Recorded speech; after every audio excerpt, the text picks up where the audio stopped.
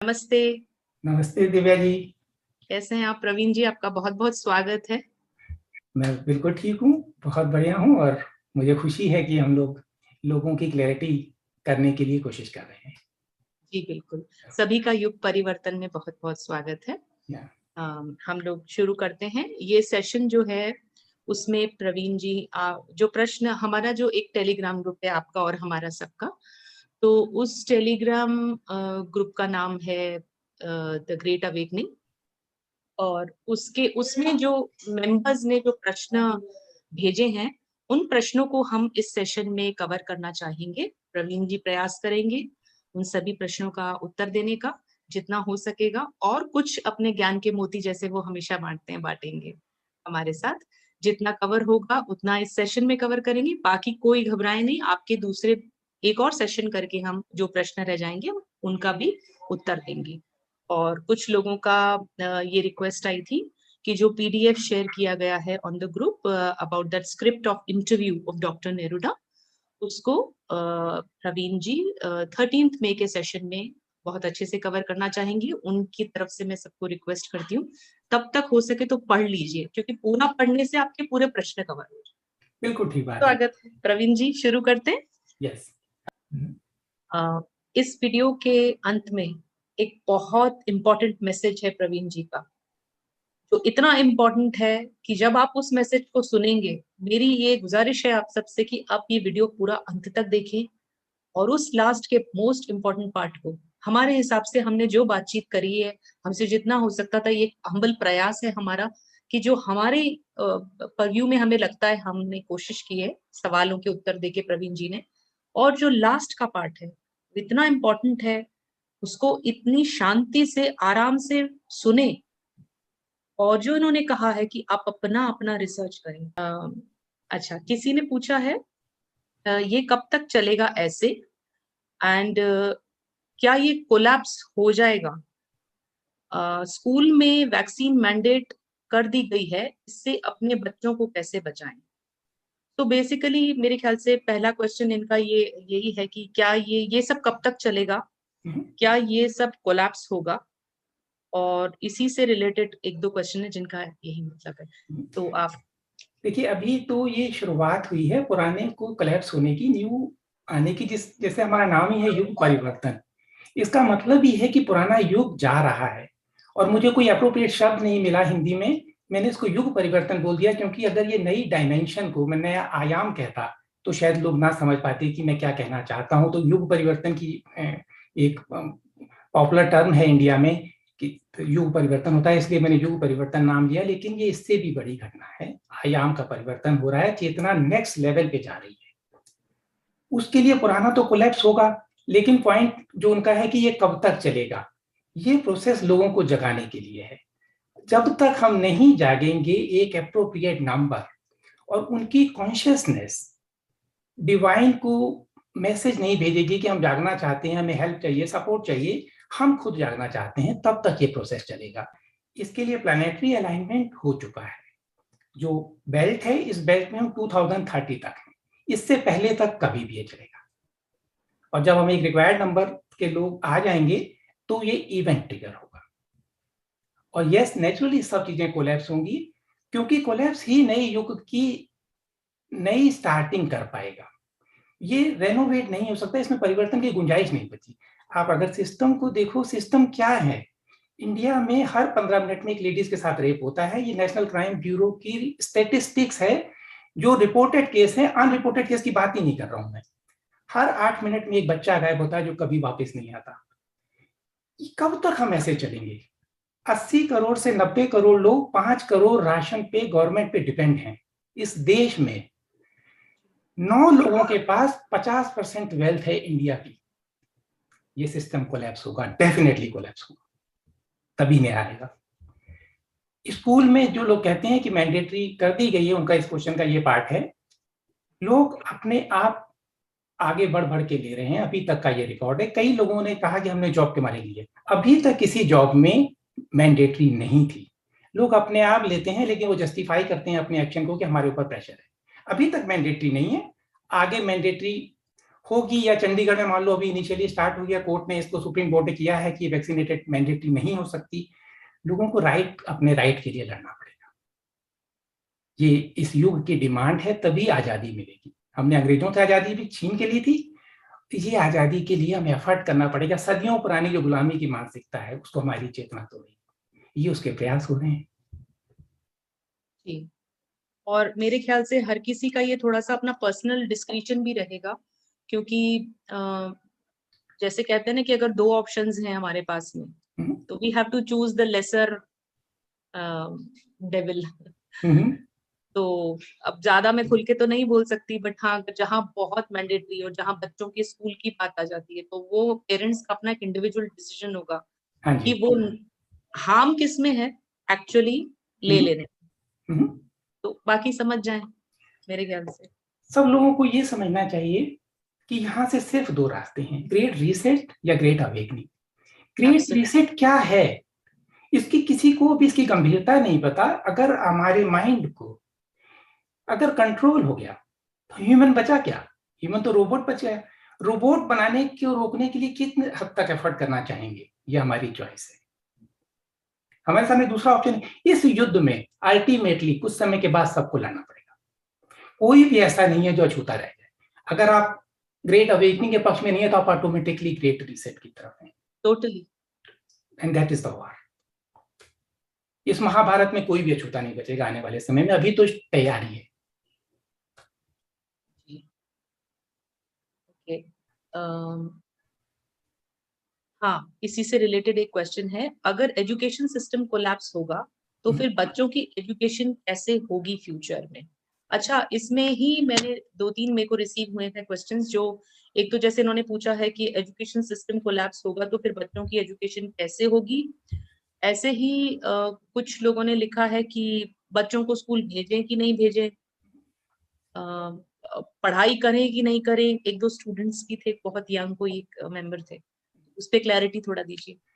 देखिए, इसमें किसी को भी हम गाइड नहीं कर सकते, क्योंकि ये चेतना के स्तर पे जो जिस स्तर पे है वो अपनी उस तरह की रियलिटी को परसीव करेगा। दूसरों से गाइडेंस लेके अगर आप काम करेंगे तो आप खुद भी डिलेमा में रहेंगे कि हमारा डिसीजन गलत है कि सही है। आपको अपनी इंटरनल आवाज सुननी पड़ेगी। अभी तो सिस्टम कोलैप्स हुआ नहीं, होगा।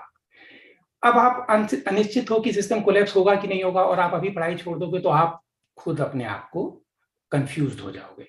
अपनी अगर आपकी वॉइस है कि जब तक कोलैप्स नहीं हो रहा, जब तक अभी थर्ड डायमेंशन ये है, फिफ्थ तो आई नहीं है, तब तक हम पढ़ना चाहते हैं तो आप पढ़ सकते हैं। अगर आपकी कॉल ये है कि नहीं, इस कॉस्ट में हमें नहीं पढ़ना, तो हम नहीं पढ़ेंगे। और जैसे ये है कि जब कोलैप्स हो जाएगा तो कैसे पढ़ाई होगी, जब कोलैप्स होकर जो नया आएगा उस सिस्टम से पढ़ाई होगी। जो अदर डायमेंशंस में जो पढ़ाई होती है वो स्कूलिंग इस तरह की नहीं है। वहां पे वाइज पीपल जो है, विजडम वाले, वो बच्चों को गाइड करते हैं। ये स्कूल सिस्टम जो है, एजुकेशन सिस्टम है, ये बेसिकली सर्वाइवल मोड में इंडस्ट्रियलाइजेशन को प्रमोट करने के लिए लेबर चाहिए। ये उसके लिए बना हुआ सिस्टम है जो नए युग में वैलिड नहीं है। नए युग में जो भी वैलिड नहीं है वो अपने आप कोलैप्स होकर हटेगा। जो फार्मेसी है या मेडिकल सिस्टम है, या जो इस समय की डार्क फोर्स का एजेंडा है, वो हमें एक ऐसी बीमारी देना चाहता है कि हम जिंदगी भर उस बीमारी में जूझते रहें। चाहे वो ऑटिज्म हो, एक परिवार में एक बच्चे को ऑटिज्म हो जाता है, पूरा परिवार उसकी देखभाल में लग जाता है। एक को कैंसर हो जाता है, पूरा परिवार उसमें 10 साल तक इन्वॉल्व हो जाता है। इसके लिए ही ये सारे सिस्टम को कोलैप्स होना जरूरी है, और ये कोलैप्स होंगे, इन ड्यू कोर्स होंगे और जल्दी होंगे। जब हम जान जाएंगे कि ये कोलैप्स हमारे बेनिफिट के लिए है, तो डर नहीं है, अनसर्टेनिटी नहीं है, because we are creating it. So it's the choice. Only our purpose is to make you aware that it is going to happen, and we should be happy if it happens earlier, sooner than later. So because I am also working into education field only, so I can assure everybody that beautiful changes are coming. And जी, India में at least हम बहुत सारा काम already हो रहा है, काफी अप्रूवल्स आ गए हैं। और बिल्कुल जो हम स्किल बिल्डिंग चाहते हैं ना, कि स्किल बिल्डिंग पर बेस्ड होना चाहिए, एंड काफी सारी चीजें उसमें से डिलीट होनी जरूरी है और एडिशंस होने जरूरी हैं। At the end of the day education का जो पर्पस है वो है कि करियर बिल्ड हो पाए, जब बच्चा स्कूल से निकल के, चाहे वो विद्यालय हो चाहे वो कॉलेज हो, वहां से निकल के उसे एक ऐसी स्किल बिल्ड हो जाए कि उससे क्लैरिटी आ जाए, ये मेरे को काम करना है, अपनी उपयोगिता के हिसाब से किस तरीके से वो अपना जीवन में कमा सकता है, और all those in line education field में काम हो रहा है काफी। चलिए, दूसरा प्रश्न है, फ्री विल और इच्छा में क्या फर्क है? हाँ, फ्री विल और इच्छा में क्या फर्क है? दूसरा तो फिर 5D से रिलेटेड क्वेश्चन। ये क्वेश्चन बहुत इंपॉर्टेंट है, क्योंकि जब भी बात होती है तो ज्यादातर लोग सबसे पहले सुनते हैं कि ये फ्री विल है, आप फिफ्थ डायमेंशन में असेंड करना चाहते हो कि नहीं करना चाहते। फिर ज्यादातर लोग सोचते हैं कि हाँ, हमने तो अपनी फ्री विल एक्सरसाइज कर ली है। It is not their free will, it is just their wish. अगर आपने फ्री विल एक्सरसाइज कर ली है तो आप किस तरह इसको ले सकते हो? आपकी फ्री विल तो है कि जब तक आप दो नावों में पाँव नहीं कर सकते, लेकिन फिर भी आप दो नाव में पैर रख रहे हो और आप कहते हो कि हमने अपनी फ्री विल एक्सरसाइज कर ली है। फ्री विल को एक डीपर लेवल है, उस डीपर लेवल में जाके इन दो में से एक चुनना है। जब इस युग से बिल्कुल लगे कि मन उब गया, ये मेरे लिए नहीं है, तो आपने अपनी फ्री विल एक्सरसाइज की है। उसको समझना, उसकी अंडरस्टैंडिंग करना और इस अनसर्टेनिटी से हटके, ज्यादातर ह्यूमन बिहेवियर जो है वो सर्वाइवल मोड में सदियों से रहा है, तो वो अनिश्चितता से डरता है। उसको कितना भी अच्छा बता दो, वैसे मुझे जर्मनी आना था, डेवलप्ड कंट्री है, यूरोपियन में सबसे अच्छी कंट्री है, तो भी एक अनिश्चितता का डर था। लोग क्वेश्चन पूछते थे, मुझे भी डर लगता था। और ये डायमेंशन तो इतनी अनिश्चित है जिसका कोई रेफरेंस ही नहीं है। इसलिए अनिश्चितता का डर उनके अनकॉन्शियस माइंड में फ्री विल को स्टॉप कर रहा है, लेकिन वो ये जानते नहीं। वो सोचते हैं कि हमने अपनी फ्री विल एक्सरसाइज कर ली, सब कह रहे हैं हम भी तैयार हैं उस डायमेंशन में जाने के लिए। नहीं, विश और फ्री विल को बहुत डीपर लेवल पे फील करें। अगर आपको ये सब अच्छा लग रहा है अभी भी इस दुनिया के ड्रामे, तो आपने इस ड्रामे को भोगने की अभी इच्छा रह गई है, तो आपकी सिर्फ विश है। लेकिन ये विश आप समझ के अंडरस्टैंडिंग करके आप इसको स्ट्रॉन्ग करते जाएंगे, और एक स्टेज ऐसी आएगी कि कोई चॉइस नहीं है। Very true. For me there is no choice, और मैं अकेला नहीं हूँ, बहुत लोग हैं जिनका इंटरेस्ट खत्म हो गया। यस, यस, ये बहुत अच्छी बात बोली आपने कि चॉइस ही नहीं है, वही चॉइस तो, नहीं है। या मतलब इसका द्वंद्व ही खत्म हो जाए, विल और फ्री विल का। एग्जैक्टली, वो फ्री विल है। जब तक दो नावों पे आपने दोनों नावें रखी हुई हैं और ये सोच रहे हैं कि अगर फिफ्थ डायमेंशन आई तो हम इनके साथ चल देंगे, जब तक नहीं आ रही, पता नहीं आएगी कि नहीं आएगी, तब तक आपकी सिर्फ विशफुल थिंकिंग है। एब्सोल्युटली। और आगे है, 5D में नहीं जब तक हम 5D में नहीं जाते या 2030 तक क्या तैयारी करनी है और कैसे रहना है? मोस्टली मनी रिलेटेड कि हमें कमाना है या नहीं, और सेविंग करनी है या नहीं, और 5D में क्या हमें मनी के लिए ऐसे ही काम करना होगा? बढ़िया क्वेश्चन है। And please explain small things about 5D also. क्या एक्चुअली 5D को एक्सप्लेन करना इसलिए कठिन है क्योंकि मैंने भी नहीं देखी है। चेतना का नया आयाम है, और इस आयाम की मैट्रिक्स के रूल, इस मैट्रिक्स जिसमें सब कुछ गुलामी है, वो गुलामी के हट के जो फ्रीडम आएगी, उस फ्रीडम को ह्यूमन कॉन्शियसनेस कंप्रीहेंड नहीं कर सकती। क्यों? क्योंकि वो माइंड से सोचती है, और माइंड कॉन्शियसनेस का एक छोटा सा हिस्सा है। उसको पता ही नहीं है कि फिफ्थ डायमेंशन क्या है। वो हमारी सारी सोच के परे की एक डायमेंशन है। सारे, जब हम मुक्त हो जाएंगे, अनलिमिटेड हमारा जीवन है और अनलिमिटेड हमारी पावर है, और हम ईश्वर की संतान है, और ईश्वर की पूरी पावर हमारे अंदर प्रकट होगी। वहां पे मनी का एक क्वेश्चन मैं अभी कर देता हूं कि मनी के लिए कोई काम नहीं करेगा, कोई भी वहां पे मनी की काम नहीं करेगी। लेकिन फिफ्थ डायमेंशन को स्टैब्लिश होने में जो ट्रांजिट पीरियड है, से 70 years, 80 years, 30 years, depends upon the consciousness, इस पीरियड में एक क्वांटम फाइनेंशियल सिस्टम इंट्रोड्यूस्ड होंगे। उसमें भी लोगों को मनी पे डिपेंडेंसी नहीं होगी, लेकिन टाइम बीइंग एक, या तो सबको मनी की सप्लाई होगी, जिसको नेसेरा जेसेरा के रूप में कहा जाता है, उन सब की प्रिपरेशन हो चुकी है, तो इट्स नॉट दैट इशू।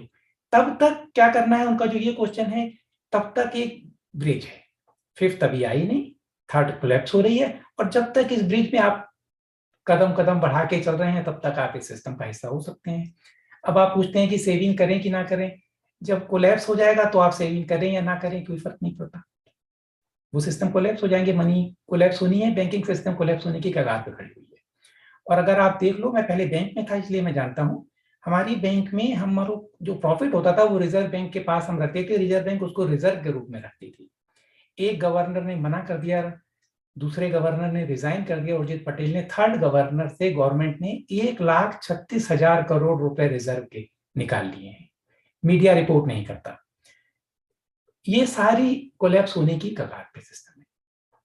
तो ये तब तक के लिए, जब तक अभी ये पुल तक तो सबको काम करना पड़ेगा, या आप इतना एडवांस हो कि फिफ्थ डायमेंशन में आप ऑलरेडी हो। इस धरती पे कुछ लोग अभी भी फिफ्थ डायमेंशन का जीवन जी रहे हैं, बहुत थोड़े से हैं, गिने चुने हैं। कुछ आने वाले हैं, जो ये आने वाले हैं ये फिफ्थ डायमेंशन के कोलैप्स होने से पहले फिफ्थ डायमेंशन की लाइफ स्टाइल से जीना शुरू कर देंगे ताकि एक पुल बन पाए।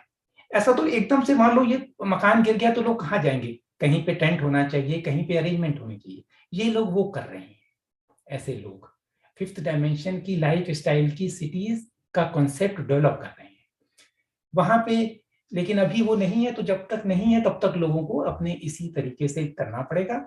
मैं सिस्टम के बाहर हूं, मैं कई सालों से, मेरी कोई रेगुलर इनकम नहीं है, लेकिन मुझे कोई जरूरत भी नहीं, तो मैं बता सकता हूं कि इसके बिना जिया जा सकता है।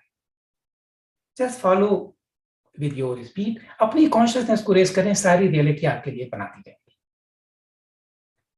और कैसा लाइफ स्टाइल करना है, अर्थ की फ्रीक्वेंसी रेज हो रही है, हमें अपनी फ्रीक्वेंसी अर्थ की फ्रीक्वेंसी से मैच करते जाना है, ये हमारा काम है। जो हम नहीं कर पाएंगे तो इसके लिए जो वर्ड है वो थोड़ा सा डेंजरस लगता है, और एंड टाइम मैडनेस बोला जाता है इसको। एंड टाइम मैडनेस जब आएगी उसके लिए आप कितने अच्छे तैयार होंगे ये आपकी चॉइस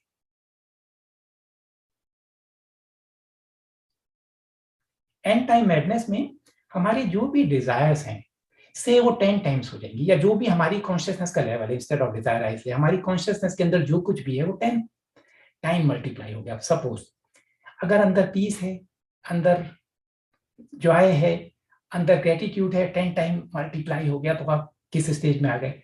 अंदर डर है, अंदर जो कुछ भी है वो अगर नेगेटिव 10 टाइम मैनिफेस्ट हो गया, हम अभी इसको नहीं अफोर्ड कर पाते, 10 टाइम अगर वो सब बढ़ गया तो वो लोग, इसको एंड टाइम मैडनेस हो जाएगी। बस उसको इतना तैयार रखना है कि हम एंड टाइम मैडनेस में बीच में रह पाए। ये आपका काम है, सबका काम, मेरा भी काम है, मैं भी अपना काम कर रहा हूँ। जी बहुत सुंदर। अच्छा, किसी ने पूछा है कि मैंने वो ले ली है एंड मैं कॉम्पिटिटिव एग्जाम की स्टूडेंट हूँ, पूरी तरह से फैमिली पे डिपेंड करती हूँ। डॉक्टर सुजन राज के मेडिसिन के लिए मेरे पास पैसे नहीं है, इसलिए मैं तुलसी पत्ती यूज कर रही हूँ। आज ग्रुप में मेंबर्स कह रहे थे कि जो जिन्होंने लिया है उनको बचाने के लिए तुलसी यूज करनी चाहिए। प्लीज बताइए तुलसी पत्ते से डिटॉक्स होगा क्या? मैंने अपने फैमिली में भी ये परिवर्तन के बारे में बताया तो वो मुझे हॉस्पिटल में ले जाने की हद कर रहे हैं। क्यों? आप समझ रहे हो ना? इस परिस्थिति में अपने वाइब्रेशन कैसे हाई रखूं? मेरे पास तो अभी सिर्फ 800-900 रुपए हैं, तो ये फूड स्टोरेज भी मैं कैसे करूं?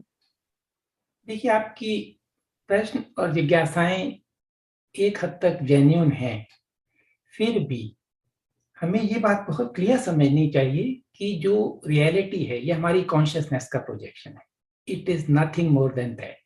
और जो भी हम इस थर्ड डायमेंशन रियलिटी में रोल प्ले कर रहे हैं, ये रोल हमने खुद चुने हैं अपने इवॉल्व होने के लिए। से अब ये रोल है कि मैं अपने पेरेंट्स पे डिपेंडेंट हूँ या फाइनेंशियली मैं वीक हूँ, ये रोल आपने किसी रिक्वायरमेंट के लिए चुना है, ये आपका रोल है। लेकिन फिर भी अगर आप इसको अच्छी तरह और बहुत जल्दी खत्म करना चाहती हैं तो विक्टिम रोल से बाहर आना पड़ेगा। मैं विक्टिम हूं अपने पेरेंट्स की नहीं, मैंने ये रोल चुना है, इमीडिएटली आप इससे फ्री हो सकती हैं।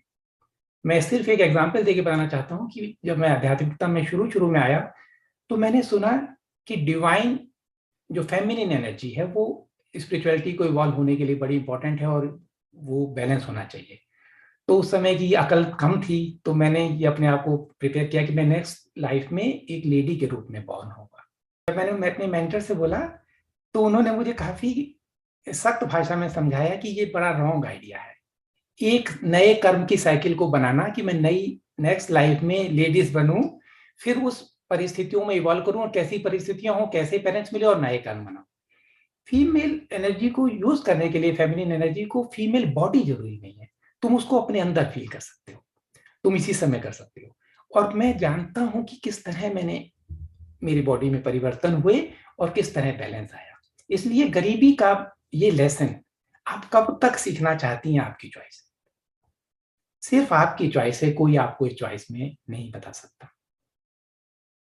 बताइए। तो ये इनके लिए चॉइस है। मैं समझ सकता हूँ कि एज एन स्टूडेंट जिनको लाइफ का एक्सपीरियंस अभी कम है और वो डिपेंडेंट है, गर्ल भी हैं शायद, तो इंडियन में जो फैमिली स्ट्रक्चर है वो शायद इतनी फ्रीडम उनको नहीं मिल रही, फिर भी ये विक्टिम रोल से बाहर निकल के ये चॉइस उन्हें अपनी एक्सरसाइज करनी पड़ेगी।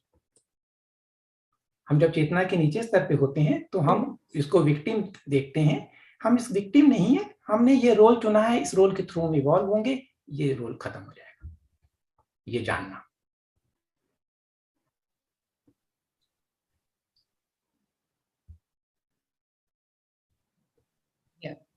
और फूड स्टोरेज का जो पार्ट था क्वेश्चन, फूड स्टोरेज भी उन्होंने का ये ऐसा पूछा है था ना कि कि फूड स्टोरेज भी yes, नहीं कर सकते, कितना स्ट्रेस लेना चाहिए कितना ऐसा किया, अब नहीं कर सकते तो फिर देखिए, जब जब फूड स्टोरेज तो एक प्रिकॉशन है ना, हमने प्रिकॉशनरी सेव कर लिया, कई लोगों ने सेविंग करी हुई है, उनके आसपास के पड़ोसियों ने की होगी, वो नहीं कर सकती, नहीं कर सकती तो ठीक है, अपनी कॉन्शियसनेस को रेज करें। फूड स्टोरेज इंपॉर्टेंट नहीं है, आपकी रियलिटी आपकी कॉन्शियसनेस क्रिएट करेगी। जिन्होंने फूड स्टोरेज किया उनको भी प्रॉब्लम आ सकती है, जिन्होंने नहीं किया उनको कोई दिक्कत नहीं आएगी। मैंने पिछले अपने टेलीग्राम में शुरू में बोला था, अगर वो बाद में उन्होंने ज्वाइन किया होगा, मेरे लिए फूड शॉर्टेज मेरी कॉन्शियसनेस का हिस्सा नहीं है, मुझे करने की जरूरत नहीं है, लेकिन लोगों को करना है। अगर सुन रहे हैं और सुन के भी एक्शन ना ले तो ये बेवकूफी है।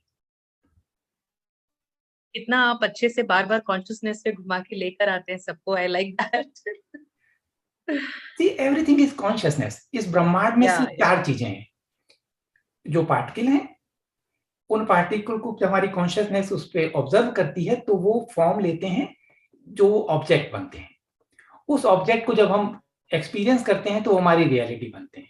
से ब्रह्मांड में अनंत पार्टिकल है, जो हमारा जो एटम है जब वो रोटेट करता है तो 99.9999% स्पेस है, उसमें वो रोटेट कर रहा है। पूरा ब्रह्मांड का सेम स्ट्रक्चर है, जो कुछ हमें दिखाई देता है, इतनी बड़ी बड़ी गैलेक्सीज, ये सब 0.0001% है, 99.99% ये स्पेस है।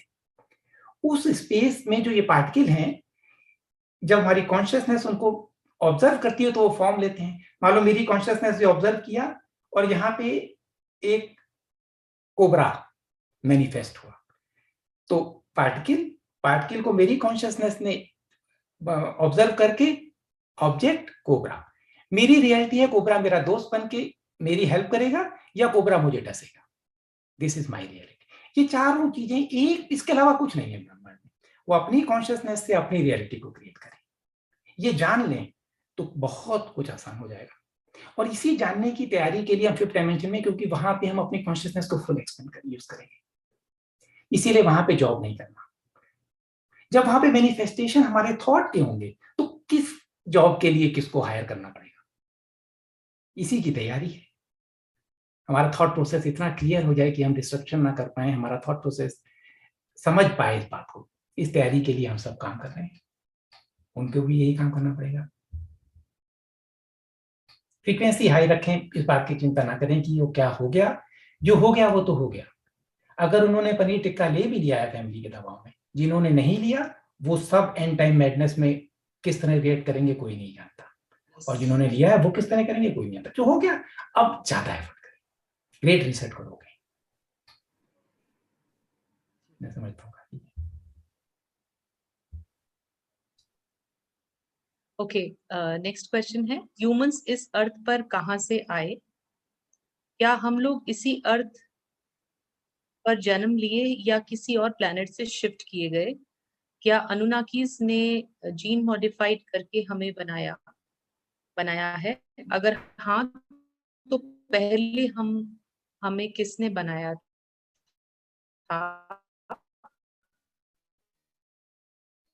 कितने साल पहले? और एक क्वेश्चन है, why God created this universe? Yeah, this is very good question probably, but it will be covered on 13th because this Anunnaki, and it has very much related to with that book of Dr. Neruda interview. So we'll cover all these interviews in that session. Yeah, sure. Next question भी इसी से related है, मैं सिर्फ question बता देती हूँ जी। मेरा ये सवाल था कि ह्यूमन इस अर्थ पर कैसे, कहाँ से आए, क्या हम लोग okay, this is the same. Yeah, but we can say there are two types of human on earth. कुछ लोग जो अर्थ पे थे और अर्थ की मैट्रिक्स में ट्रैप हो गए और उसके थ्रू इवॉल्व हो रहे हैं। कुछ स्टार सीड्स हैं, वो डिफरेंट प्लेनेट से अर्थ पे आए इस असेंशन को स्ट्रीमलाइन करने के लिए। और कुछ ईटीज भी हैं जो ह्यूमन फॉर्म में हैं, वो डायरेक्ट इनकारनेट हुए हैं, वो भी अर्थ पर है। तो वो डिफरेंट प्लेनेट से या डिफरेंट स्टार सिस्टम या डिफरेंट गैलेक्सी से अर्थ पे आए हुए लोग भी हैं। और ये अभी नए नहीं है। 1954 में आइजनहावर यूएसए के प्रेसिडेंट थे। बहुत लोग उन पर आरोप लगाते हैं कि उन्होंने ईटीज, जो बैड ईटीज हैं, उनके साथ ये ट्रीटी की, जिसकी वजह से अर्थ पे ये इलीट्स लोग इतना प्रॉब्लम क्रिएट कर रहे हैं। उनकी जो ग्रेट ग्रैंड डॉटर है लॉरा आइजनहावर, वो काफी इंटरव्यू देती है, वो अपने ग्रेट ग्रैंडफादर को भी डिफेंड करती है। वो कहती है कि उन्होंने 12 लोगों की एक कमेटी थी, मैजेस्टिक 12, उन्होंने डिसाइड किया था, मेरे ग्रेट फादर ने तो खाली साइन किए थे। इस डिस्प्यूट को हम हटा दें तो मैं सिर्फ इतना कहना चाहता हूं कि 1954 से ईटीज के कांटेक्ट में यूएसए के प्रेसिडेंट थे, और उस समय ईटीज जो है डायरेक्ट ह्यूमन फॉर्म में उनसे कांटेक्ट करते थे। तो तीनों तरह के यहाँ पे अर्थ पे हैं। अर्थ से इवॉल्व हुए स्टार सीड ह्यूमन फॉर्म में अर्थ की तरह हैं, अपना सब कुछ भूल चुके हैं, और ईटीज जिनको अपना सब कुछ याद है। बाकी डिटेल्स में तो I think will go on the next session. पर जिनका आपने यूट्यूब बताया, एक बार नाम बता दीजिए ताकि लॉरा आइजनहावर उनकी ग्रेट ग्रैंड डॉटर है। Okay, a very beautiful question. What is most certain to take place, Great Reset or Great Awakening? अगर मुझसे पूछें तो ओनली ग्रेट अवेकनिंग। लेकिन जिन्होंने भी ये क्वेश्चन पूछा है, ऐसा मुझे क्वेश्चन सुन के लगा कि वो लॉजिकल माइंड के हैं और ये टेस्ट करना चाहते हैं कि जिस तरफ हो उस तरफ में पार्टिसिपेट करूं। अगर चांसेस ग्रेट अवेकनिंग के है तो ठीक है, मैं इनकी तरफ हो जाता हूँ, नहीं तो ग्रेट रिसेट में तो जैसा चल रहा है वैसा चल रहा है। नहीं, इस तरह वैसे भी अगर आपने मुझसे पूछा तो मैंने कहा 0% चांसेस हैं ग्रेट रीसेट के। किसी और से पूछेंगे तो वो कहेगा उनकी पेरेंट्स तो वही कह रहे हैं कि उनको हॉस्पिटल में ले जाएंगे, वो ये शब्द ही नहीं जानते। अगर हमारे ग्रुप में हम एवरेज निकालें तो हो सकता है 70% एवरेज आ जाए। जर्मनी में 23% ने डिस्पाइट ऑल दीज रूल्स अभी तक नहीं लिया, तो शायद ये 23% लोग हैं जो ग्रेट अवेकनिंग को मानते हैं। So what I wanted to say कि जो ये स्टैटिस्टिक्स है या कितने परसेंट है, ये क्या मोस्ट सर्टेन है, ये लॉजिकल माइंड का हिस्सा है। आप अपने हृदय से फील करें, वो आपको रास्ता दिखाएगा। शहीद भगत सिंह ने ये नहीं सोचा होगा कि कितने परसेंट चांस हैं 1923 में इंडिया के आजाद होने के, उसने युद्ध किया। 1% भी चांस है तो भी, तो आप इसको इस तरह देख के अपनी, मेरे ख्याल से अपने ऑप्शन एक्सरसाइज करें तो आपके लिए यूजफुल होगा। बहुत अच्छे तरीके से आपने बताया। ये इनफैक्ट आपने इतना अच्छे से डायरेक्शन एक दे दिया है सबको इस प्रश्न में, और हर किसी के इंडिविजुअल उत्तर में ही सब कहानी निहित है जिस तरह से आपने बताया। Question was out of the two, Great Reset or Great Awakening, what are the likely timelines for the same, or at least by when will it be known with some certainty? कुछ ऐसे timeline जैसा कुछ? Yeah. See, there are timelines are just the possibilities, and there are multiple possibilities, and the possibilities are depending upon the consciousness, our consciousness. Our consciousness is creating our reality. So we cannot say but which timeline. Anyway, The earlier timelines were very, very negative. It has been improved, it has been optimized, and by every opportunity, the people who are awake, they are doing it. Timeline optimization.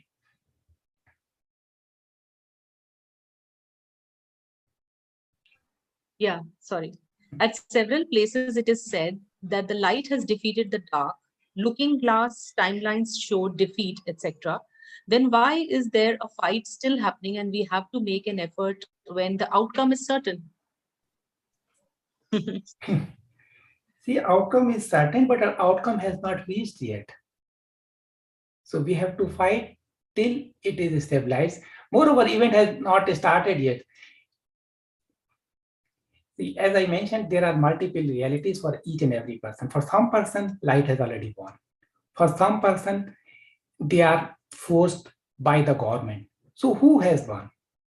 What is the reality? So at a conscious level on our earth, we have to fight till all system collapses. अभी game जो है खत्म नहीं हुई, game चल रही है. महाभारत का युद्ध अभी शुरू नहीं हुआ, अभी युद्ध की भूमिका बन रही है. अभी इस भूमिका में लोग देख रहे हैं कि द्रौपदी का चीरहरण हो रहा है, लेकिन कुछ कर नहीं पा रहे.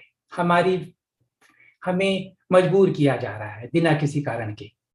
और जो नेक्स्ट स्टेप में हमें अगर चिप के लिए मजबूर करते हैं, तो ये हमें अभी तो तैयारी है, अभी युद्ध कहाँ शुरू हुआ है. युद्ध से पहले हम नहीं कह सकते कि हम बिना युद्ध करें, हम फिर युद्ध क्यों करें. मैं ये कहना चाहता हूँ, अभी हमें फाइनल फेज के युद्ध के लिए तैयारी हो रही है और हमें है. फाइनल में युद्ध जिन लोगों ने देख लिया है, उनको पता है कि लाइट जीत चुकी है. और मैं इसको इतना आसानी से देखता हूँ, एक तरफ तो सर्कमस्टांसेस ऐसे बनते जा रहे हैं जिसमें लोग प्रेशराइज हो रहे हैं अपनी फ्री विल को एक्सरसाइज करने के लिए. दूसरी तरफ डिवाइन प्लान के through solar flashes and so all these are coming together finally. So that are the science कि हम जीत रहे हैं और जीतेंगे.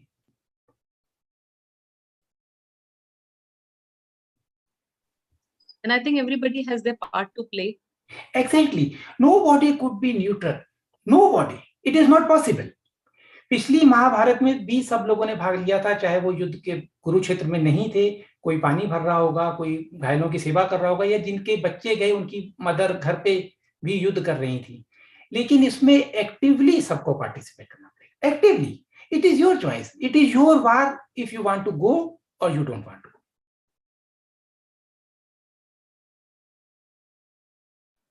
कई बार गीता को लेकर भी, महाभारत को लेकर भी ये प्रश्न उठाया जाता है ना कि जब एंड रिजल्ट तय था तो कृष्ण ने फिर ये सेव क्यों नहीं किया. Exactly. Comparatively it's the same answer that we get there, क्योंकि आपने अभी समझा कि सबका पार्ट है प्ले करना, सबको इसमें पार्टिसिपेट करना है. वो चाहते युद्ध रोक सकते थे, लेकिन युद्ध कब मजबूरी है. युद्ध शब्द वो सोचते हैं कि धनुष उठाना पड़ेगा, तोप चलानी पड़ेगी. ये अंदरूनी वार है. हमें अपनी अंदर की वार में जो हमारी सदियों की आदत, मेमोरी, संस्कार ने हमें इस स्टेज में पहनाया है, उसको तोड़कर फिफ्थ डायमेंशन में, और इसको तोड़ने का अनिश्चितता का डर, ये हमारा संघर्ष है. यही वार है. इस वार को डार्क फोर्स इफेक्टिवली यूज करती है, क्योंकि हम सर्वाइवल मोड में या डर फैला देती है. अगर हम आज जीत सकते हैं अगर डर हम ना डरें तो, क्योंकि रियलिटी तो हमारी कॉन्शियसनेस क्रिएट करती है. बस वो प्रोजेक्ट करते हैं और हम उसको हिस्सा बनते हैं. इस युद्ध में सबको अपने कांडीव उठाने पड़ेंगे. एब्सोल्युटली. आपने अभी बीच में जो एक उत्तर दिया था ना एक प्रश्न का, कि आप अगर अभी भी ये सोच रहे हैं ऐसा हुआ तो क्या करना है, तो का ऑप्शन आप दे रहे हो, तो आप अपना पहले सोचो, अपने भी जाओ. Exactly. ये मंथन खुद ही करना है. खुद ही करना है. और इस मंथन के पहले चैप्टर में अर्जुन ने, पहले चैप्टर में जो कहा, गीता की यात्रा सबकी है. पहले चैप्टर में जब अर्जुन ने देखा कि उस तरफ युद्ध है, तो उसने कहा मेरा गला सूख रहा है, मेरे हाथ कांप रहे हैं, और उसने गांडीव नीचे रख दिया. तो ये स्टेज सबके लिए है. आप आउटकम जान के युद्ध नहीं भगवान ने कराया था कि तुम जीतोगे या हारोगे. युद्ध करो, भगवान ने कहा था, उसके बाद जो भी आउटकम होगा वो अच्छा होगा. तुम अगर मरे तो स्वर्ग पाओगे, और अगर युद्ध में जीते तो नए युग की स्थापना होगी। दोनों विन विन सिचुएशन है। या अगर युद्ध करा तो सरेंडर किया तो आप ऑटोमेटिकली शायद दूसरी तरफ what are discernible and objective indicators to conclude that all governments and select elite are part of and controlled by some dark force? Can't you see that 2017 में हमारी गवर्नमेंट ने, मैं सिर्फ अपनी गवर्नमेंट की बात करता हूं क्योंकि इंडिया के लिए रिलेटेड है, मैं जर्मनी में रहता हूं तो यहाँ की गवर्नमेंट को भी जानता हूं। 2017 में जिसको पद्म श्री या पद्म विभूषण बिल गेट को अवार्ड किया गया, क्या ये गवर्नमेंट का इन्वॉल्वमेंट नहीं था उसको बचाने के लिए? अपने आप सोचें, इस प्रश्न का उत्तर आप ही देंगे। सेकंड, आपका मैं ये कहना चाहता हूं कि ये जो एलिट्स का एक हिस्सा ने अपना पाला चेंज करा है, इस वजह से डिस्क्लोजर हो रहे हैं, नहीं तो डिस्क्लोजर ही पॉसिबल नहीं थे। वो इतनी पावर है। जो डिस्क्लोजर हो रहे हैं, एलिट का एक हिस्सा ने रियलाइज कर लिया है कि इसको हम इस हद तक कंटिन्यू नहीं कर सकते। उनकी इंफॉर्मेशन डिस्क्लोज होती है टाइम टू टाइम, और सारी गवर्नमेंट उनका पार्ट है। इसका एक प्रूफ मैं आपको देता हूं। एक यूएस की गवर्नमेंट की एक विंग है जिसको MK अल्ट्रा बोलते हैं, माइंड कंट्रोल टाइप की है। वो 6 साल तक छोटे बच्चों को अबडक्ट करते हैं जिनके अंदर कुछ पैरानॉर्मल एबिलिटीज होती हैं। बहुत कठिन है, लेकिन उसका सिर्फ सारांश बताऊं। एक वहां की सर्वाइवर ने अपनी टेस्टिमनी में यूएस गवर्नमेंट में बताया कि 95 ऑनवर्ड्स कौन कौन से प्रेसिडेंट होंगे। Till 2017 all these results she told in the Congress which is on record. तो आप ये जान लो कि अगर यूएस गवर्नमेंट के प्रेसिडेंट 1995 से लेकर 2016 तक उसने बता दिए, तो वो इन्वॉल्व हैं कि नहीं, ये आपने सोचना है, आपकी चॉइस है। मैंने भी कहीं पर एक देखा था कि the last would be Trump which got changed, only that. या इतना बड़ा चेंज जो प्रेडिक्शन का सालों पहले की जो प्रेडिक्शंस किसी ने करी थी, उसमें the only change and discrepancy has come there. Why? Yeah. That's the question. Yeah. And also अभी तो ये सामने आ रहे हैं और ध्यान से हमें देखने की जरूरत है। हमारे मन में जो प्रश्न है, आज अगर आप और मैं भी यहाँ बात कर रहे हैं तो हम भी बाकी सबकी तरह हमारे भी मन में प्रश्न उठे। Exactly. और हमने उत्तर ढूंढने का प्रयास किया। बस यही पहला स्टेप है जी, क्योंकि हमने ये नहीं सोचा क्या होगा, हमने लगा चलो अगर हम इस स्थिति में हैं, अब स्थिति तो ये है, ये सच्चाई है, बेस्ट कैसे इसको जिया जा सकता है आज की तारीख में, given in this given situation, what best we can do, we can ask whatever doubts we have, and पूरी cosmos has conspired to give us all the answers in so many ways. Exactly. Right. And moreover, I don't say it's an opportunity. Because with this opportunity, we are creating the new dimension. It's not that bad. Yeah. They are doing their role in this divine place. They are doing their role, and they are doing very well. We are not reacting. Yes, very well said. Yeah. दूसरा सवाल, as per Dr. Jagdale, approximately 100 crore people in India, 100 crore people in India are going to die due to this जो लिया है, natural calamities like tsunami, earthquake, storms, cold war, etc. Only approximately 25 to 30 crore people in India will be alive. Praveen ji, please throw some light as to how to take this information. See, human जो consciousness है उसकी programming जो सदियों से इस तरह की गई है। आप अपना सर्वे करके देखो कि आप 15 लोगों से या 100 लोगों से, जितने आपकी रेंज में हो, आप उनसे कहो कि प्रलय आने वाली है, मुझे इंफॉर्मेशन मिली है, वो यस कहेंगे या नो। और आप उनसे कहो कि नए युग की स्थापना होने वाली है, वो यस कहेंगे कि नो। आप स्टैटिस्टिकली देखोगे कि अगर आप कहते हो निगेटिविटी होने वाली है तो 70-80% लोग उसको बिलीव करते हैं, क्योंकि हमारी कॉन्शियसनेस डरी हुई है। अगर हम अच्छा बताते हैं तो लोग इसको नहीं मानते। ये पुरानी टाइमलाइंस है, उन्होंने जो बताते हैं, मैंने उनके कई इंटरव्यू देखे हैं, मैं उनकी रिस्पेक्ट भी करता हूं, क्योंकि इंडिया में उन्होंने शुरुआत की लोगों को बताने की, और तब कम लोग जानते थे। पुरानी टाइमलाइंस बहुत बहुत ज्यादा डेंजरस थी ह्यूमैनिटी के लिए, और सर्वाइवल जो रेट था बहुत कम था। वो टाइमलाइन अब एग्जिस्ट नहीं करती, अब एग्जिस्ट नहीं करती। और जिन लोगों ने सीक्रेट स्पेस प्रोग्राम में काम किया है, उसमें मैंने ऐसा सुना कि कुछ लोगों को वो टाइमलाइन दिखाई गई जो फ्यूचर में एग्जिस्ट करेंगी। तो सेम टाइमलाइन में 3 लोगों ने सिर्फ कहा कि बहुत पॉजिटिव आउटकम है, ह्यूमैनिटी फ्लोरिश कर रही है। बाकी सब ने कहा कि बहुत डेंजरस टाइम है। टाइमलाइन तो एक ही थी, हमारी कॉन्शियसनेस उसको रिसीव कर रही है। तो उनका जो परसेप्शन है, मैं उसको तो चैलेंज नहीं कर सकता, क्योंकि मैं नहीं जानता हूं कि वो कहाँ से कह रहे हैं। मेरी कॉन्शियसनेस में इतनी डेंजरस नहीं है।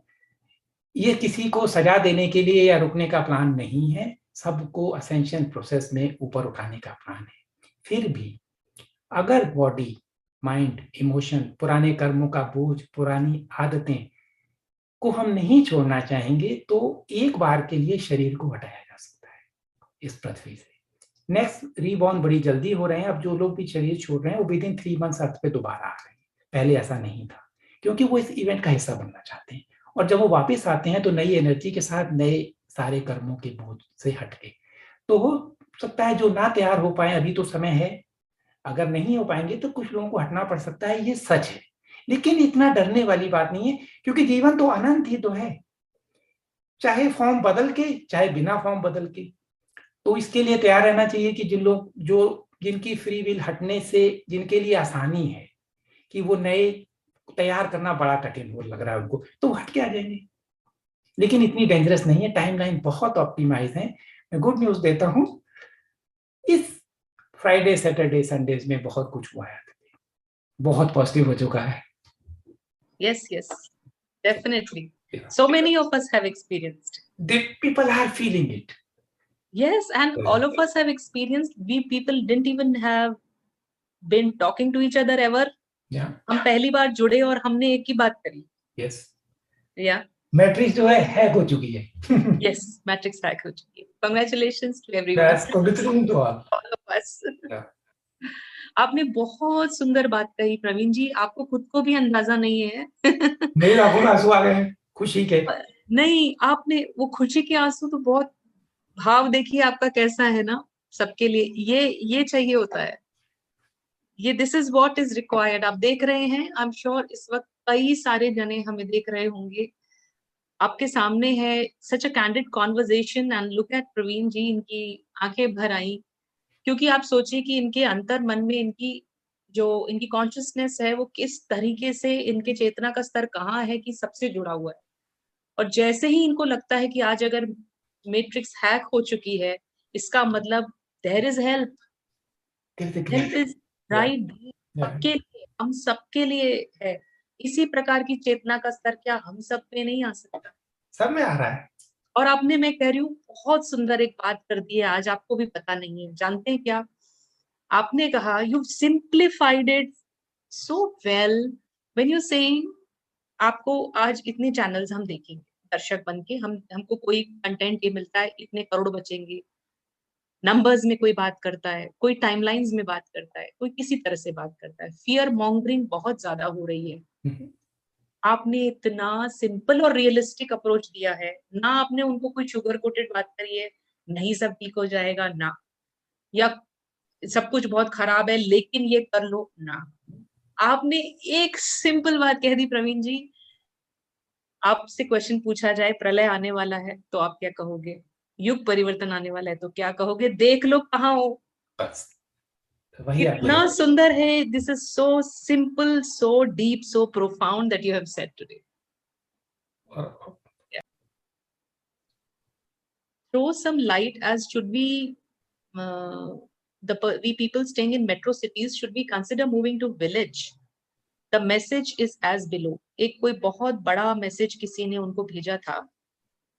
पढ़ के बताऊं या आप समझ गए होंगे? जैसे थोड़ा थोड़ा जैसे इसमें लिखा हुआ है कि एक भारतीय अपने सभी भारतीय लोगों को जागृत करने के लिए बता रहा है कि पलायन कर लें.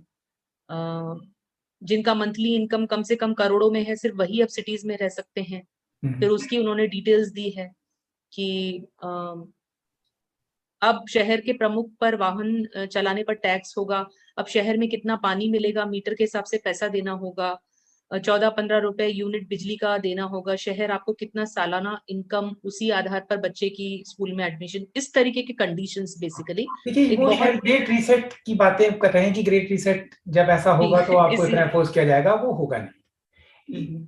लेकिन जो अब लोगों को कह भी दो कि आप विलेज में पलायन कर लो, तो क्या वो कर पाएंगे?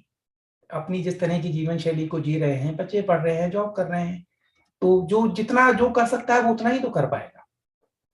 नेचुरली वहां पे थोड़ा इजी होगा, लेकिन अगर आप नहीं कर सकते तो जो नहीं हो सकता उसके बारे में क्या बात करें? सबके लिए तो पॉसिबल नहीं है शिफ्ट करना। एंड हम अपनी चेतना को तो अपने साथ लेके जाएंगे। Exactly. इतनी बढ़िया बात, आप कहीं भी दुनिया के हिस्से में जाओगे, आप अपनी रियलिटी को अपने साथ लेके जाओगे, वही आपकी रियलिटी है, वही आपका प्रोजेक्शन है। शहर में रह के भी हम उसका उत्थान कर सकते हैं, हम उसको एलिवेट कर सकते हैं। We can work on ourselves, our mind is always with us. तो 10वां इन्होंने एक जने का ही आगे का सवाल है, please explain what is consciousness and how should we feel और understand that we are in the state of consciousness. कृपया सभी प्रश्नों को हिंदी में एक्सप्लेन कीजिए।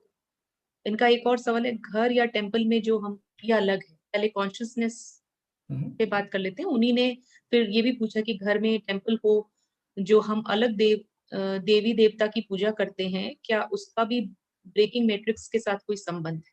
So the two questions together. देखिए, कॉन्शियसनेस तो इतना गंभीर सब्जेक्ट है कि इसमें घंटों बात हो जाए तो भी ये पूरा नहीं हो पाएगा इसको एक्सप्लेन करना, और मैं भी एक्सप्लेन नहीं कर पाऊंगा, मैं भी इतना ज्यादा नहीं जानता हूँ। सब कुछ कॉन्शियसनेस, ईश्वर भी कॉन्शियसनेस है, जो हमारी कॉन्शियसनेस का प्रोजेक्शन, मैं भी कॉन्शियसनेस हूँ, सारे वनस्पति पेड़ पौधे जीव जंतु सब कुछ कॉन्शियसनेस है, सब कुछ वही उसी कॉन्शियसनेस का हिस्सा है। नहीं, दैट इज ट्रू ना, आप जो कह रहे हैं वो बिल्कुल सही है कि सब चेतना तो सब में है, पत्थर में भी कॉन्शियसनेस है, पत्थर में भी वही कॉन्शियसनेस है, डिफरेंट फ्रीक्वेंसी में। Exactly, so it is all about frequency and vibrations. और जैसा कि आपने कहा, ये इतना गहरा सब्जेक्ट है कि इसके ऊपर पूरा एक और सेपरेट हमको मतलब जरूरत होगी बात करने की। बेसिकली जो हम जिसे कहते हैं ना कि अगर हम अपने ऊपर फोकस करें तो सिर्फ ये शरीर नहीं है हम, वहां से अगर हम ये यात्रा शुरू करते हैं, ये प्रश्न उठाते हैं, that am I this just this body? So the obvious answer is no.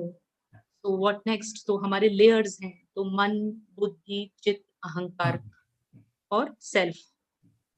तो इस तरीके से ये इनके भी मतलब डीप में एक एक करके आगे लेवल पर जाकर होता है। अगर हम इसको सिंपल तरीके से सिर्फ समझने की कोशिश करें तो चेतना का मतलब है कि इस वक्त हमारे मन की स्थिति कैसी है। अगर अगर मान लीजिए कोई भी जो सिचुएशन, जिस स्थिति में इस वक्त हम हैं, उस स्थिति में हम परेशान हैं, हमारे अंदर एंजाइटी हो रही है चीजों को इकट्ठे करने की, पैसे की, बच्चों की, हमारी सोच कहाँ तक जा रही है, वो हमारी चेतना के स्तर से हम बात कर रहे होते हैं।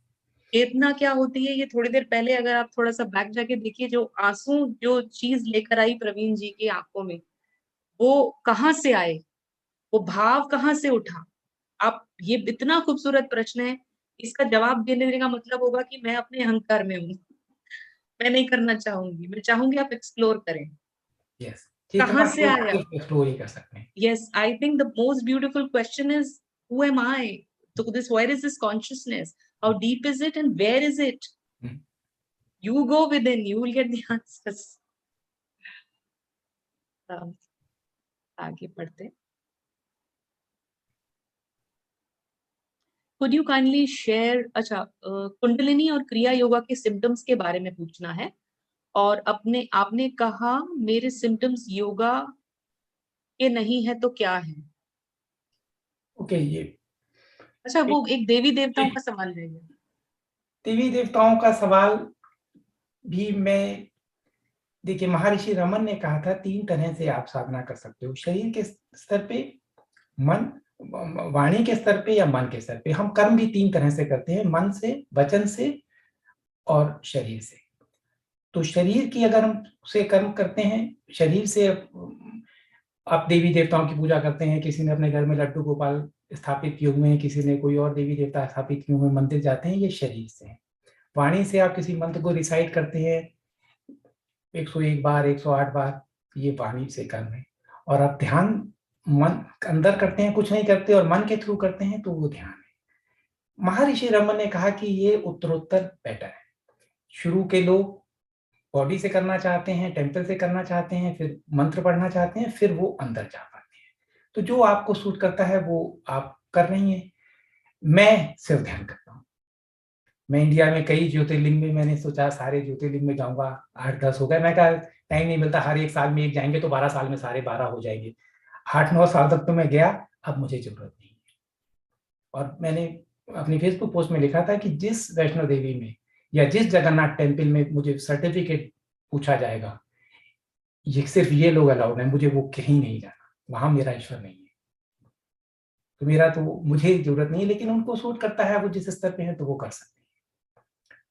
और ये जो क्वेश्चन क्रिया योग कुंडली वाला है, शायद मुझे लगता है उनका होगा जिन्होंने ये कहा था क्रिया योग करती हैं तो उनको सर दर्द हो जाता है। तो मैंने उनको रिप्लाई में बोला था कि क्रिया योग से सर दर्द नहीं हो सकता, सर दर्द के कुछ और कारण हैं। तो शायद वो फिर पूछना चाहती हैं कि अगर वो सर दर्द क्रिया योग जब करती हैं तभी होता है, तो वो क्या कारण हो सकते हैं। जैसे अभी जब उन्होंने ये बुक पढ़ी तो भी उनका सर फट रहा था, तो वो तो क्रिया योग के मारे नहीं था, उनको वो सर्कमस्टांसेस उनको एक्साइट करते हैं। इसकी वजह से बॉडी एक्सप्रेस करती है किसी भी दर्द को, किसी भी फॉर्म को, उस दर्द को वो समझे। क्रिया योग से दर्द नहीं हो सकता। ये भी नहीं हो सकता कि क्रिया योग करने से मेरे कर्म सरफेस पे आ रहे हैं और वो मेरी बॉडी में मैनिफेस्ट हो रहे हैं, ये भी नहीं हो सकता। क्रिया योग गृहस्थ लोगों के लिए इतना साइंटिफिकली डिजाइंड है कि उनके कर्म इस बैलेंस वे में क्षय हो कि उनके ऊपर कोई असर ना हो, कि आप अपनी हाउस होल्ड लाइफ वो स्मूथली रन कर सकें। गारंटी करता हूँ, गारंटी के साथ, इसकी वजह से। I'm the second example of it. See, so you know it. It's not possible. Yes, it's not possible. In fact, कोई भी मुझे भी ना, जब मैं इधर उधर कई सारे ग्रुप्स में ऐसे पढ़ती हूँ तो मुझे बहुत हेल्पलेसनेस फील होती है प्रवीण जी, जब लोग लिखते हैं ना कि अगर जैसे उन्होंने, कुछ लोगों ने अभी नया नया ध्यान करना शुरू किया है, तो जहां से जिसको इंफॉर्मेशन मिल रही है वो लोग उसके बेसिस पे ट्राई करने लगे हैं। तो ऐसे मेरा जो पर्सनल अनुभव था इतने सालों का पहले, जब मैंने शुरू भी नहीं किया था ध्यान करना, तो मुझे खुद को ऐसे लगता है कि 3D कॉन्शियसनेस में, इस शरीर यात्रा में 3D कॉन्शियसनेस में, 3D डेंसिटी में या डायमेंशन जो भी कह दो, उसमें जब तक एक दीक्षा गुरु से नहीं मिलती है तब तक वो उसका असर नहीं होते हुए देखा है। ये मेरा पर्सनल एक्सपीरियंस है। Because if you watch something through YouTube या एक रैंडमली आपने पढ़ के कहीं से कर लिया, मैंने बहुत सारा ओशो पढ़ लिया, मैंने बहुत किताबें पढ़ ली, विवेकानंद जी की पढ़ ली मैंने, सब पूरा औरबिंदो को used to read a lot, Osho की मेडिटेशंस की बुक लाके भी किया और सरदर्द होता था। लेकिन जब दीक्षा ली ना, तब जिस तरीके से वो जो प्रस्फुटन हुआ, उसका ऊर्जा की वो एक अनुभव हुआ, उसकी बात ही अलग थी। लेकिन ऐसे कई लोगों को मैं जानती हूँ जिन्होंने अभी पिछले 2-3 साल से ही शुरू किया है और उन्होंने अपने आप ध्यान करना कहीं देखा नहीं।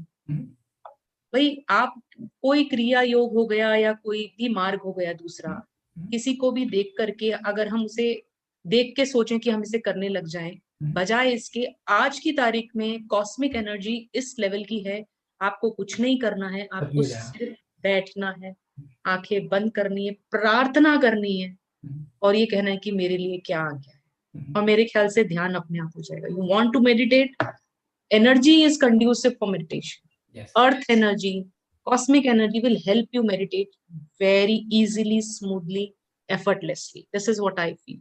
Yes. Right? And अगर देवी देवता को देखकर पूजा करके अच्छा लग रहा हो ना, करो। Yes. दिक्कत क्या है? हाँ, ये तो बिल्कुल अपना डिसर्शन है ये तो। और आपकी बात जो है बहुत अच्छी है, मैं उसमें ऐड करना चाहता हूँ। हाँ, यह योग ऐसा रास्ता है, इसकी कोई बुक नहीं है, ये सिर्फ गुरु शिष्य परंपरा से मिलता है। उस परंपरा में 3 मेडिटेशन गुरु के साथ करने पड़ते हैं, और वो आपको देखता है कि आप ठीक कर रहे हो या नहीं, उसको करेक्ट कर सकता है। अब मान लो मैं जब भी क्रिया योग करता हूँ, मैं देर तक करता हूँ, 2 बार के बदले 1 बार करता हूँ, लेकिन लंबी करता हूँ, मेरी पीठ में दर्द होता है, मेरे बैठने की कमी से दर्द होता है, मेरे पोस्चर की कमी है, मैं ये नहीं कह सकता कि क्रिया योग की वजह से मुझे दर्द होता है। मैं लंबी सिटिंग करता हूँ और बॉडी को, मैंने अपने मसल्स को इतना ट्रेन नहीं किया इतनी लंबी सिटिंग के लिए, और अभी भी पुरानी आदत को नहीं छोड़ना चाहता कि जमीन पे ज्यादा अच्छा होता है। अभी तक नहीं बैठता हूँ कुर्सी के ऊपर, क्योंकि मैं सोचता हूँ कि जमीन अच्छी है, अगर थोड़ी सी सपोर्ट ले लूँ तो थोड़ा कम हो, तो इसलिए। और आजकल ट्रेंड है शॉर्टकट, मैं लोगों को सुनता हूँ, लोग कहते हैं कि हमने अथेंटिक एक विधि सीखी और उसमें मैंने 2 प्राणायाम अपने ऐड कर दिया, अब ये बहुत इफेक्टिव हो गई, उससे भी इफेक्टिव हो गई। वो सुन के मुझे ऐसी चीजों से, इसकी वजह से चीजें काम नहीं करती। क्रिया योग की अथेंटिसिटी मेंटेन करने के लिए इसको सिर्फ गुरु शिष्य परंपरा में रखा है, ताकि आप किताबों से इसको लोग अपने 2 प्राणायाम उसमें ऐड ना कर दें और 3 घटा ना दें। आप गुरु के साथ करते हो, और गुरु आपके चक्रों को पहली बार जब दीक्षा देता है तो अपनी एनर्जी से क्लीन कर देता है। ये कोई शक्तिपात नहीं है। शक्तिपात, हाँ, मैं बोलने वाली थी। उसमें जो चीजें उसको बाधा देती हैं वो एक बार देखता है और वो उसको क्लीन कर देता है, तो दैट्स वाई थोड़ा सा आसान हो जाता है। तो अगर उन्होंने क्रिया योग की दीक्षा ली है तो मैं समझता हूँ कि उनके साथ ये सारे प्रोसेस हो चुके हैं, इसलिए मैं गारंटी करता हूँ कि वो क्रिया योग की वजह से सफर नहीं। कईयों को और कारणों से होता है। Could you kindly share the stages that an individual will feel when he's trying to activate the pineal gland?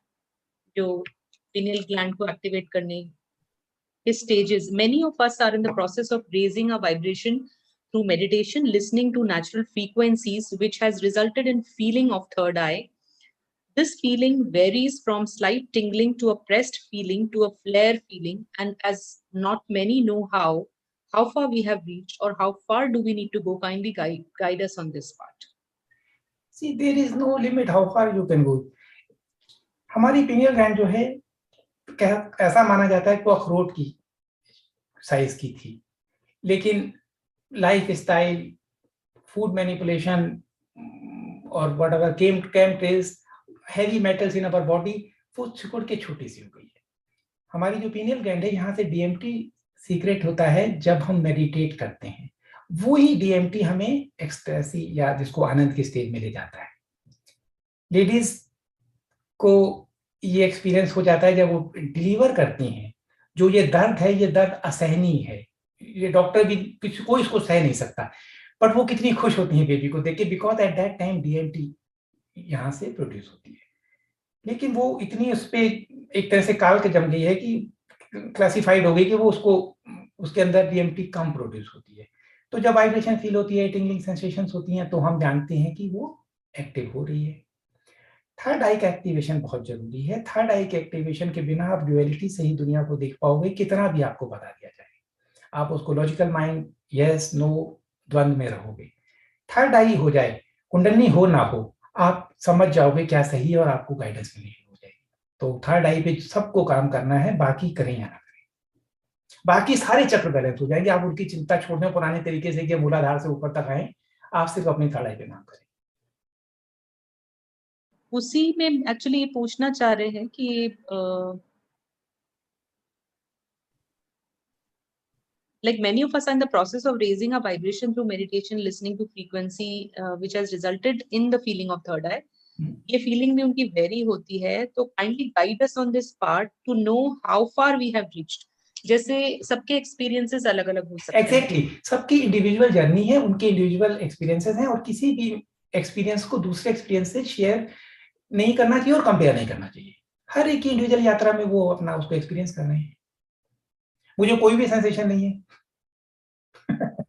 वही वो पूछ रहे हैं कि उनका खुद को भी लग रहा है कि अगर टिंगलिंग सेंसेशन होती है, कभी फ्लेयर फील होता है, तो वो सोच रहे हैं कि इस तरीके के जो फिजिकल सेंसेशंस है ना, उससे स्टेजेस डिसाइड होती हैं, तो ऐसा नहीं होता है। आप वो थोड़ी क्लैरिटी दे दीजिए। यस, लेकिन ये sensation is a positive sign, it means it is activating और it has already activated, that is a very good sign, I would say. And how far no limit. Yes, yes. And I think more than your body experiences, bodily experiences. It is always your overall feeling, how you feeling. How you feel. See, the limit is if you are 24 hours in a joyful state, then you have reached in this third. You're on the right path. Then you are on the correct path. There you said it. I think आज के लिए ये questions काफी हैं. आप AI के बारे में थोड़ा बात करना चाहेंगे? मैं थोड़ी सी हिस्ट्री बताता हूँ कि 2002 में यूनाइटेड स्टेट की गवर्नमेंट ने हवाई में एक मीटिंग की, सारी टेक कंपनीज को इनवाइट किया और उस टेक कंपनी को प्रोजेक्ट दिया कि हम अपने माइंड के थ्रू अगर पूरी ह्यूमैनिटी को क्या कनेक्ट किया जा सकता है और कनेक्ट करने की क्या पॉसिबिलिटी है और हमें कनेक्ट करना चाहिए। उस प्रोजेक्ट पे लोगों ने काम करना शुरू किया। उन्होंने 2035 डेडलाइन डिसाइड की, 2035 तक इस पे काम हो जाएगा। Then they again met in 2018 and they say now we are ready. 2019 में एक वायरस आया, उसके बाद हमने पिछले 2 सालों में उस वायरस के परिणाम देखे। उस वायरस के लिए एक ऐसी वैक्सीन जो अनटेस्टेड है, एक्सपेरिमेंटल है, mRNA बेस्ड टेक्नोलॉजी पे है, जिसपे आज तक कभी किसी वैक्सीन को परमिशन नहीं मिली। हमारे डीएनए को मॉडिफाई कर रही है, परमिशन दी गई। ये सब हमने पिछले 2 सालों में देखा है और हम देख रहे हैं। क्या हम देख सकते हैं कि ये उसी 2002 के हवाई के प्रोजेक्ट का हिस्सा है? ये प्रोजेक्ट फाइनली ह्यूमन को ट्रांस ह्यूमन में, अगर हमारा ब्रेन नेटवर्क हो गया तो सारा ब्रेन एक थॉट से, एक फ्रीक्वेंसी से, एक आइडिया से कंट्रोल किया जा सकता है, मैनिपुलेट किया जा सकता है। और ये आइडिया वो इम्प्लीमेंट करना चाहते हैं। सब कुछ डिजिटलाइज हो जाए और ह्यूमन ट्रांस ह्यूमन में कन्वर्ट हो जाए। इसको वो किसी भी तरीके से मार्केट करें, अल्टीमेटली गोल ये है, स्टेप बाय स्टेप। फ्लू को डेंजरस बना के वैक्सीनेशन, और इस वैक्सीनेशन, एक्सपेरिमेंटल वैक्सीनेशन के थ्रू हमारे को क्या साइड इफेक्ट होंगे, और अल्टीमेटली हमारे को चिप के थ्रू कंट्रोल करना। आप कुछ इसको सेंसर करके बोलना चाहेंगे? मुझे These words. या Otherwise YouTube video gets deleted. Yes तो मुझे इसको yeah. वो इम्प्लांट या वो करके हमें कंट्रोल करने की जो ये साजिश है, ये आर्टिफिशियल इंटेलिजेंस का हिस्सा है।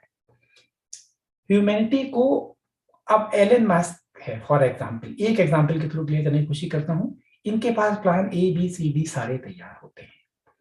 अगर ये एक्सपोज हो गया है, मान लो लोग इसके बारे में जाग रहे हैं, तो सेकंड फेज में एलन मस्क को आजकल देखोगे कितनी हाईलाइट कर दिया गया है कि उसने ट्विटर कर लिया और ट्रम्प का अकाउंट ओपन कर दिया। सबसे डेंजरस वो अपने आप में है जो 2023 में न्यूरोलिंक के थ्रू ब्रेन को कंट्रोल कर रहा है। ह्यूमैनिटी को ये दिखाना कि अगर कोई बॉडी का कोई पार्ट इम्प्यूट हो गया है तो उसको हम इसको हेल्प दे सकते हैं, लेकिन इसका जो एंड रिजल्ट है वो ह्यूमैनिटी के लिए इतना खराब है, जिसमें ह्यूमैनिटी हमेशा के लिए गुलाम हो सकती है। उसका रिस्क कितना बड़ा है। इसको इसलिए मैं ये बात कह रहा हूं कि अगर जिन लोगों को, मुझे तो 2013-14 में पता लग गया था इस बीमारी के बारे में, क्योंकि मैंने एक बुक पढ़ी थी, उसमें ये लिखा हुआ था कि जल्दी अर्थ पे ऐसा होगा। उस समय तो मैंने बुक रिजेक्ट कर दी थी, लेकिन जब होना शुरू हुआ तो मेरे माइंड की खिड़की खुल गई। ओ, मैं तो पहले से ही जानता था। इनका ये प्लान मैं इसलिए यहाँ पे बोलना चाहता हूँ कि अगर आपको ये पता लग जाए, ये आने वाले समय में स्वीडन में लगनी शुरू हो गई। ये लोग जो बातें करते हैं, स्वीडन में यहाँ पे चिप लगनी शुरू हो गई, सिर्फ एक कहते हैं कि ये इस वैक्सीनेशन का रिकॉर्ड है। नहीं, इसकी बहुत ये सीरियस इशू है, और इस इशू पे मैं चाहता हूं कि आप सब लोग अपने लेवल पे रिसर्च करें। हमारे ग्रुप में वीडियो शेयर की गई थी, मैं समझता हूँ वो वीडियो सब लोग देखें, गॉड वॉइस के नाम से। हार्वर्ड यूनिवर्सिटी के प्रोफेसर ने बताया कि कैसे कुवैत की लड़ाई में उन्होंने ये मैसेज ट्रांसमिट किया कि आप अपने, ये अल्लाह बोल रहा हूं, आप अपने सरेंडर कर दो, अपने हथियार डाल दो, और लोगों ने हथियार डाल दिए। बहुत सारे, मैं ये भी इसी मौके पे कहना चाहता हूं कि चैनलिंग लोग करते हैं, अपने आप को ओपन करते हैं। जब वो ओपन करते हैं और जब वो वापस आते हैं, वो चैनल का मैसेज लेके आए हैं, किसी डिवाइन बीइंग का मैसेज लेके आए हैं, या आर्टिफिशियल इंटेलिजेंस ने उनको हैक कर लिया और उस हैकिंग के थ्रू वो डार्क फोर्स का एजेंडा, डार्क फोर्स के इंस्ट्रूमेंट बन गए। टेक्नोलॉजी इतनी एडवांस है कि हम सिर्फ एनर्जी फ्रीक्वेंसीज को बॉडी में इम्प्लांट कर सकते हैं और लोगों को हेलुसिनेशन या विजन होने शुरू हो जाएंगे। इस विषय पे सबको रियली बहुत बहुत बहुत कॉशियस होने की जरूरत है। एक और एग्जांपल मैं बताता हूँ, एलेना दानान बहुत फेमस यूट्यूबर है, 20,000 उनकी वीडियो देखी जाती है और मैं उनका भी फैन था। हर वीडियो को पहले लाइव में उनको मैं देखता था। वो भी हैक्ड है। वो प्रमोट करती हैं कि उसके माइंड में एक चिप है जिसके थ्रू वो प्लेडियम के से कांटेक्ट करती हैं। It is ultimately it is the promotion of a chip in, and it doesn't matter which form, it doesn't matter which form. अगर चिप आपके अंदर है, वो चिप को जो मैनिपुलेट कर रहा है वो आपको कंट्रोल कर लेगा। ये ह्यूमैनिटी का बहुत बड़ा रिस्क है। आज के इस पॉइंट पे इस रिस्क को सबको जान के अपनी रिसर्च करें, अपनी तैयारी करें, और इसके लिए ही युद्ध है। जो फाइनल, जो अभी तक जो हुआ है, ये तैयारी उस चिप के लिए, ट्रांसह्यूमनिज्म के लिए है। मेटावर्स हो, चाहे गूगल हो, चाहे एप्पल हो, चाहे माइक्रोसॉफ्ट हो, सब के सब एक साथ हैं। आप देखोगे कैसे फेसबुक आपको सेंसर करती है, क्योंकि एक ही एजेंडा है। यही एजेंडा इस समय के युद्ध का आउटकम बताएगा। जो हमारा युद्ध है, हम ट्रांसह्यूमनिज्म को रोक पाएंगे या नहीं रोक पाएंगे, और यही डॉक्टर नरेगा का इंटरव्यू है और ये सबसे इंपॉर्टेंट इस समय का पॉइंट है। तो मैं सोचता था कि इस विषय पे सब लोग अपनी रिसर्च करें, अपनी तैयारी करें। इसको मार्केट करना बहुत आसान है, बहुत बहुत आसान है। मान लो मेरे फादर है या कोई और पर्सन है जिसके हार्ट वीक है, पेसमेकर लग गया। अभी जो वर्ल्ड इकोनॉमिक फोरम ने बोला कि मास्क लगाने के बाद फेस रिकॉग्निशन सॉफ्टवेयर काम नहीं कर पा रहे, तो लेकिन हार्ट बीट भी यूनिक होती है, जैसे थंब इंप्रेशन है। तो हम सबकी बॉडी में अगर हम यहाँ पे इम्प्लांट करते हैं तो वो हार्ट बीट के थ्रू हम उनको उसको नाप सकते हैं कि इसकी हार्ट, इसको रिकॉग्नाइज कर सकते हैं। बॉडी में किसी भी पार्ट में इम्प्लांटेशन को रोकना है, क्योंकि इसका रिस्क सबसे बड़ा है और यही एजेंडा है। इसके डिस्क्लोजर टाइमली होंगे, लेकिन हम पहले से जान जाए तो हम इसको रोक सकते हैं। इंडिया में 90 करोड़ लोगों को आज ये जो गरीबी है ये आर्टिफिशियली क्रिएट की जाएगी, फूड शॉर्टेज क्रिएट की जाएगी। क्यों कि उसके थ्रू जो ये लगवा लेगा डिजिटल रिकॉर्ड, उसको भी सब्सिडीज मिलनी शुरू हो जाएंगी और लोगों को मजबूर किया जाएगा। इस मजबूरी का अंत कभी नहीं होगा। हमें इसको पहले स्टेप में इसको रोकना है, सबको मिलकर रोकना है और हम इसको रोक लेंगे। जाग जाएंगे तो हम रोक लेंगे। मैट्रिक्स हैक हो चुकी है, उनका एजेंडा इम्प्लीमेंट नहीं होगा, लेकिन ये एजेंडा है, ये डिस्क्लोजर का पार्ट है और ये 2002 से उन्होंने स्टार्ट किया था और सारी टेक कंपनी के साथ मिलकर कर रहे हैं ये। और शायद मेरे ख्याल से इतना काफी है, और भी इंफॉर्मेशन है, लेकिन इस लेवल पे काफी है कि लोग अपनी रिसर्च करें, फ्रीक्वेंसीज को समझें, फ्रीक्वेंसीज के थ्रू मैनिपुलेशन का रिस्क समझें, तो हम इसको बचाएंगे। बहुत बहुत इम्पोर्टेंट बात थी ये, और मैं सबको बिल्कुल मेरी विनम्र विनती है कि ये जो आखिरी वाला पार्ट था इस वीडियो का, ये सबसे ज्यादा इम्पोर्टेंट है, बहुत इम्पोर्टेंट। अभी हमारे पास टाइम है। अब हम पिछली बार उनकी षड्यंत्र का शिकार बन गए क्योंकि अचानक आ गया। मैं नहीं बना क्योंकि मुझे पता था। हम अब पहले से जान जाएं कि इनका टारगेट क्या है। इस टारगेट को अगर हम जान जाएंगे तो हम इसको कोई दिक्कत नहीं है, हम इसको रोक लेंगे। जी, आज आपने बहुत बहुत ही इम्पोर्टेंट बातें बताई हैं, जो बहुत इम्पोर्टेंट है अभी इस वक्त, इस समय में, समय सापेक्ष में बहुत ज्यादा सबके लिए लाभकारी हैं। जितनी बातें आज आपने बताई हैं, आई एम श्योर सबको ये रियलाइज भी होगा ये वीडियो देखने के बाद कि प्रवीण जी आप कितनी मॉडेस्टी में अपनी, और कितनी सिंप्लिसिटी में, ह्यूमिलिटी में आप कोशिश कर रहे हैं सब तक पहुंचने की। हालांकि प्रवीण जी भी और मैं भी, हम बहुत प्राइवेट पर्सन्स हैं, हमने कभी सोचा नहीं था हम इस तरह से ओपन में बात करेंगे, लेकिन हमने भी ये कॉलिंग एक ली है और हम सबसे यही कहेंगे कि अपन सब मिलकर कर रहे हैं, सब साथ। ये टीम इवेंट है और इस टीम में सिर्फ हम इन्वॉल्व नहीं है, हमारी जो टीम को हम नहीं जानते वो भी इन्वॉल्व है। जी, वो टीम प्रकट होगी, आप उसका हम स्वागत करने के लिए तैयार हो सकते हैं जब हम पूरी टीम कंबाइंड होगी तो तब तक के युद्ध में हम सब एक साथ हैं। जी जी, बिल्कुल, बहुत खूब। और आगे हम मेडिटेशंस के लिए भी ओपन रखना चाहेंगे ना? यस। हमारे से अगर किसी को किसी प्रकार का कहीं पर भी लगता है कि एक बहुत ही हम एक सहज तरीके से, जिसका किसी अभी तक के जो प्रचलित प्रैक्टिसेस हैं, वो जो सारे परंपराओं चोटी से हैं, है, इसलिए उन परंपराओं को फॉलो नहीं करना उनके लिए उनको हम नहीं करते हुए हम बहुत ही अपने सिंप्लिसिटी में, सहजता से, अपनी पूरी ईमानदारी और सच्चाई से एक तरह से एनर्जी एक्सचेंज करना चाहेंगे प्रवीण जी के प्रेजेंस में, विच वी विल प्लान सून, और हम उसमें आप लोगों को जोड़ेंगे सब हम इसमें जुड़ेंगे। अपने ग्रुप को भी हम अपना देख सकते हैं किस तरह हम इसको मोस्ट इफेक्टिवली यूज कर सकते हैं। ये एक ही उद्देश्य है, समय कम, कंप्रेस टाइम में जल्दी से जल्दी most. Definitely thank you thank you so very much. Much आपसे बात करके, और पहली बार मिलके अच्छा लगा, और हम इसको आगे कंटिन्यू मुझे तो लगा ही नहीं मैं पहली बार मिली हूँ, मैं तो आपको बहुत सुनती थी। या जी, thank you so okay, much. Thank you very much.